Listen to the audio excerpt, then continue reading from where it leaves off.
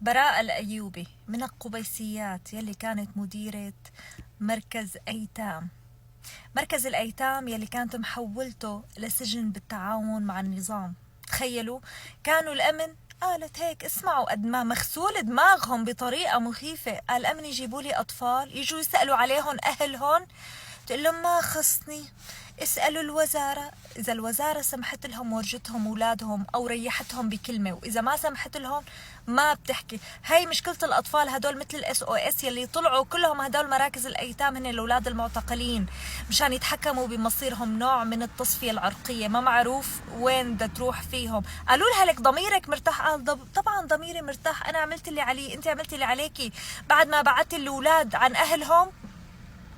هذا هو الضمير، هي الإنسانية. على فكرة الدين بيعلم الإنسانية. إذا أنت دينك ما علمك الإنسانية، أنت شو فادك دينك؟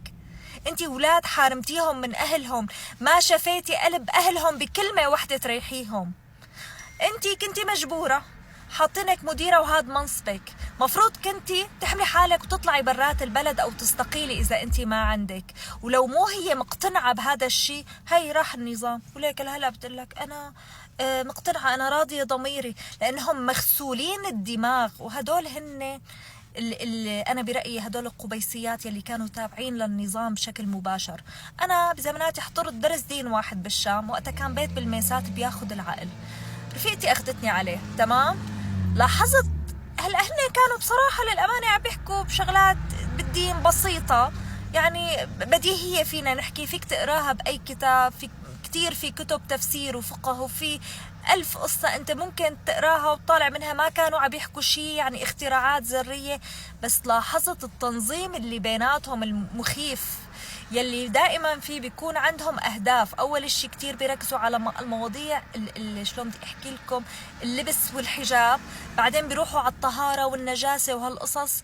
أما موضوع الأخلاق والكذب والكذا وهالشغلات اللي هيك الميجر يعني ما كتير بيهتموا فيها. بعدين كانوا قاعدين على الشمال بنات مغسولين الملامح، ما في أي، نظرتهم شلون بدي أحكي لكم جامدة، وجوه حلوة، محجبات كلهم مع مانطو، كلهم يا طبيبة يا مهندسة يا صيدلانية، هذا التارجت تبعهم عرفتوا عليه. وكلهم بنات عيال قاعدين هيك على طرف، هدول منزلتهم أعلى من البنات العاديين. شلون بدي أحكي لكم، ما بيحكوا شي، نظرتهم جامدة. بيخلص الدرس بيقوموا بيبوسوا إيد الآنسة، عرفتوا علي كيف؟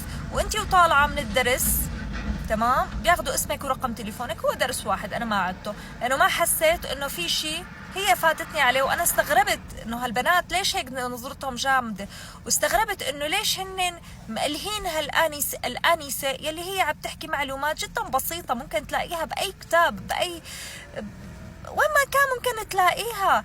يا جماعه الدين ما بدك وسيط بينك وبين ربك. حلو انك تسمع لناس بتفسر والفقه وهالاشياء، بس يعني ما بدها انه يكون في انت آنسة او شخص انت تابع له بشكل مباشر، هو مسيطر عليك وعلى حياتك. وهذا اللي كان هدفهم هن. عرفتوا شو هنين؟ وشكرا.